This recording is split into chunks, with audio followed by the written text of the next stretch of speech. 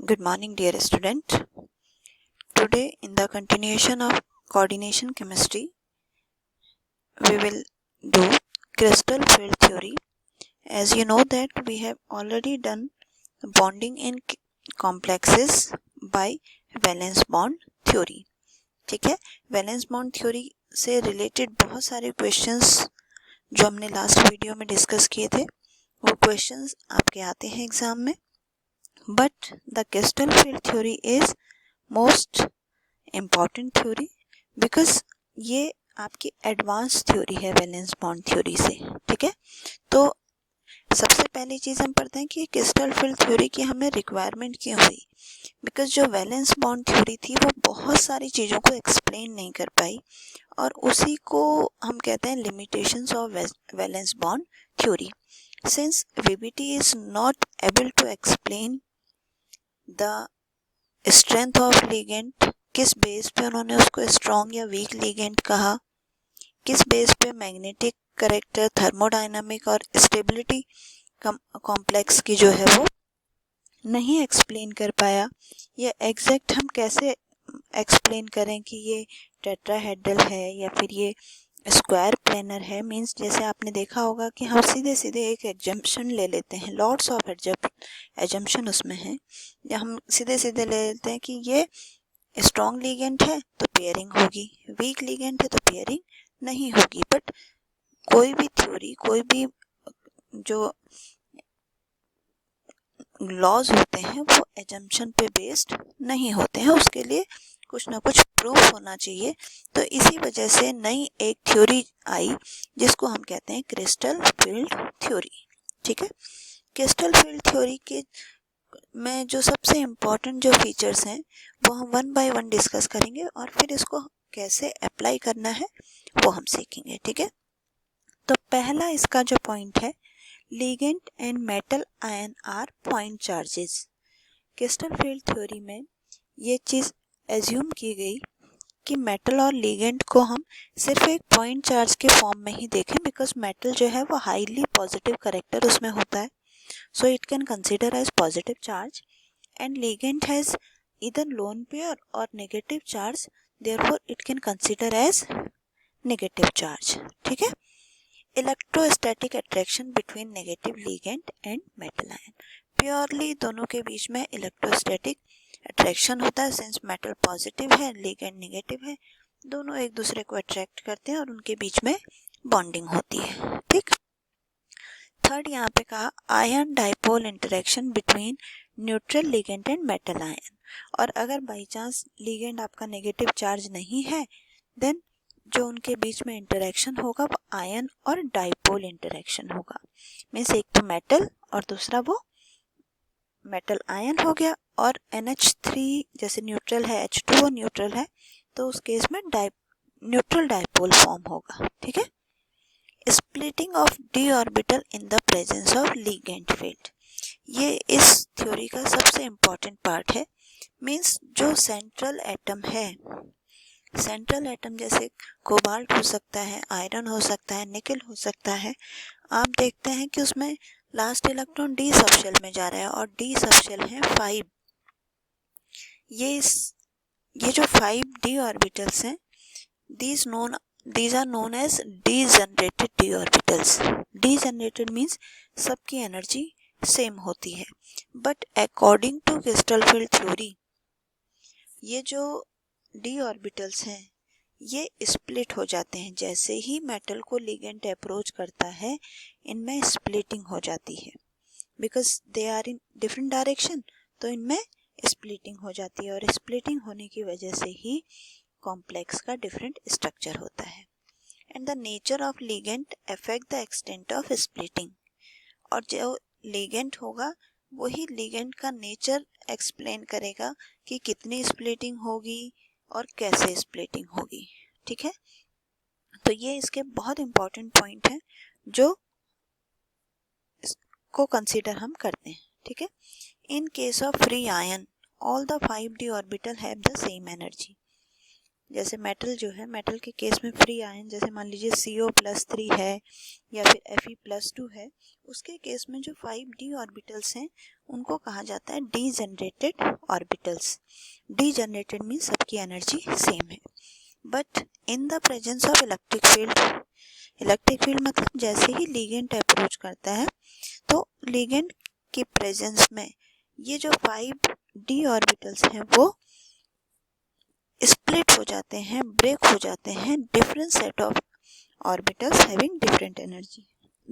अलग अलग सेट्स में, 2 सेट्स में बेसिकली ये स्प्लिट हो जाते हैं और दोनों की एनर्जी डिफरेंट होती है। ठीक है।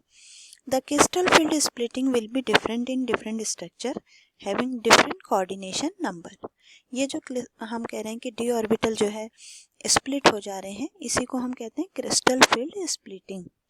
और ये क्रिस्टल फील्ड स्प्लिटिंग अलग अलग होती है सब में, अगर कोऑर्डिनेशन नंबर अलग हो। अगर कोऑर्डिनेशन नंबर 4 होगा मींस टेट्राहेड्रल, उस केस में स्प्लिटिंग अलग होगी। अगर ऑक्टाहेड्रल होगा तो उस केस में स्प्लिटिंग अलग होगी। That means it depend upon coordination number. ठीक। और मैग्नेटिक प्रॉपर्टी, स्पेक्ट्रम, ज्योमेट्री, ये सारी चीज़ें, कलर, ये सारी चीज़ें हम एक्सप्लेन करते हैं on the basis of splitting of D orbitals. ठीक है। तो चलिए सबसे पहले हम डी ऑर्बिटल्स क्यों स्प्लिट हो रहे हैं इस चीज़ को हम नोट करते हैं। देखिए जो डी ऑर्बिटल्स हैं 5, वो क्या होते हैं? dxy, dyz, dxz, dx2y2 और dz2। ये हम क्लास 11th में पढ़ चुके हैं। तो ये जो डी ऑर्बिटल्स हैं इनका शेप बहुत इंपॉर्टेंट है। dxy होता है x और y एक्सिस के बीच में, dyz होते हैं y और z एक्सिस के बीच में, और dxz है x और z एक्सिस के बीच में। These are the ligand which these are the orbitals which exist in between the axis। ये एक्सिस के बीच में है। और ये जो ऊपर आपको 2 दिख रहे हैं dx2y2 और dz2, these two are along the axis। जब आप इनका शेप ड्रॉ करते हैं तो इनमें 2 ऑर्बिटल्स हैं जो along the axis हैं और 3 ऑर्बिटल्स होते हैं जो बिटवीन द एक्सिस होते हैं। और यही चीज़ जो है क्रिस्टल फील्ड स्प्लिटिंग का बेस है। ठीक। अब देखिए क्या होगा। The 5d orbital can be divided into 2 group depending upon the nature of their orientation. अब इन जो 5d ऑर्बिटल्स हैं इनको हमने 2 ग्रुप में हम डिवाइड कर सकते हैं। 3d orbital dx, dy, dz which orient in the region in which coordinate axes are designated as 2g। Means एक सेट हमने बनाया जो कि जिसमें सारे के सारे ऑर्बिटल्स जो हैं वो बिटवीन द एक्सिस हैं, जैसे कि ये dxy, dyz और dzx, और इसको हमने टर्म दे दिया T2g। ठीक है। ये क्रिस्टल फील्ड में इसको हम डेजिग्नेट करते हैं T2g। अब दूसरा सेट क्या है? दूसरा सेट है जहाँ पे ओरिएंटेशन अलोंग द एक्सिस हो रहा है, जैसे dx2y2 और dz2। ठीक। और इसको कहा जाता है EG। अब ये स्प्लिटिंग कैसे होगी ये डिपेंड करेगा कि लिगेंड कहाँ से अप्रोच कर रहा है। अगर ligand between the axis approach करता है, ठीक है, अगर लिगेंड यहाँ पे अप्रोच करता है इन ऑर्बिटल्स को, तो ऑर्बिटल्स को अप्रोच करेगा तो रिपल्शन होगा। रिपल्शन मीन्स मोर एनर्जी, तो इनकी एनर्जी तो इंक्रीज हो जाएगी, इसकी एनर्जी डिक्रीज हो जाएगी। ठीक। अगर मान लीजिए लिगेंड अप्रोच करता है इस साइड से, यानी कि अलोंग द एक्सिस, तो इनमें रिपल्शन ज़्यादा होगा, इनकी एनर्जी ज़्यादा, इनकी एनर्जी कम। ठीक है। As the ligand approach the central ion along the axis, अगर अलोंग द एक्सिस करेगा तो ये EG जो है ये मोर रिपेल्ड होंगे, T2G लेस रिपेल्ड होंगे। ठीक है। तो ये देखो, greater the repulsion greater is the energy. जितना ज़्यादा रिपल्शन होगा उसकी एनर्जी उतनी ही ज़्यादा हो जाएगी। And the energy difference between 2 set of D orbital, और इन दोनों के बीच का जो एनर्जी डिफरेंस होगा उसको हम कहते हैं crystal field splitting energy. Represent करते हैं delta O, O for octahedral. ठीक है, जैसे आपको स्प्लिटिंग एक बार दिखा देती हूँ। ये देखिए, ये है 3D ऑर्बिटल। आप कोई भी एग्जांपल ले लीजिए, कॉपर, निकेल, आयरन।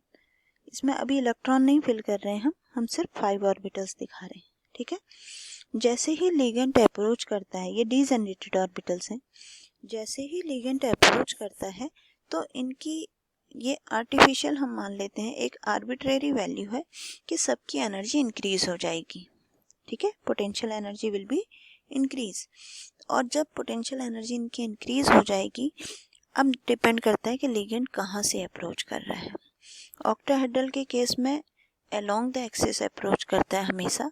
तो ये 5d ऑर्बिटल देखो ब्रेक हो गए इस तरीके से, 3 नीचे आ गए, 2 ऊपर आ गए, क्योंकि इनमें रिपल्शन ज़्यादा हुआ, इनमें रिपल्शन कम हुआ। ठीक है, जिसमें रिपल्शन ज़्यादा होगा उसमें उसकी एनर्जी भी ज़्यादा होगी। और इन दोनों के बीच का जो एनर्जी गैप है, इस एनर्जी गैप को हम डेल्टा से रिप्रेजेंट करते हैं, जिसको कहा जाता है क्रिस्टल फील्ड स्टेबलाइजिंग एनर्जी। ठीक है बच्चों, तो आज हम सिर्फ इसी को पढ़ेंगे और कल इसकी एप्लीकेशंस को हम आगे कंटिन्यू करेंगे। ठीक है बच्चों, थैंक यू।